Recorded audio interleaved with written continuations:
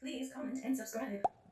However, when I came to review the first season of Next Generation, I wasn't altogether happy with the work I'd done. I thought it was too internal, too restrained, too solitary, too unconnected with the others. When it comes to protecting civil liberties and human rights, you cannot be too active and too determined, no matter what the matters are.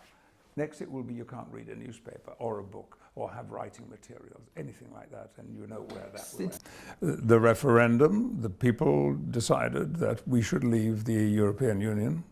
But that I had a cot which was alongside her bed, and the sides of the cot could slide down, and I have a distinct memory of rolling from my cot into her bed and then rolling back again, and thinking that was good fun. And so I think that I was indulged and spoiled and petted and loved during those 5 years.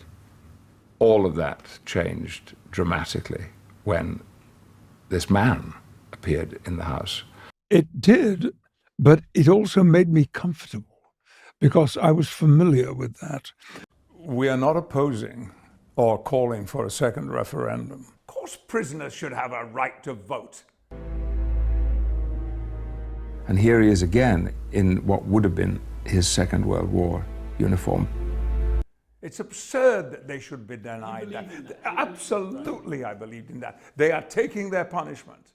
Nobody said that they can take away their right to vote. You've actually picked, I think, a deliciously difficult subject, because finally I found myself on the side of the bakers. So I resolved that from the start of the second season, I would begin to open him up and let him out. Mm-hmm. And that continued for 7 years. 7 years.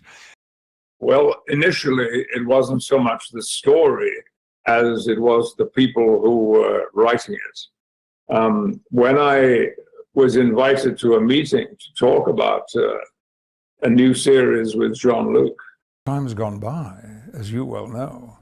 The information that we're receiving about the terms and conditions of that separation are quite unlike the terms and conditions that were spoken of so loosely. It was not because this was a gay couple that they objected.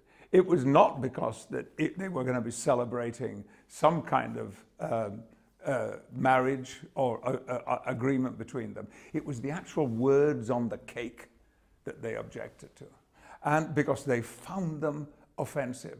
And I would support their rights to say, no, this is personally offensive to my beliefs, I will not do it.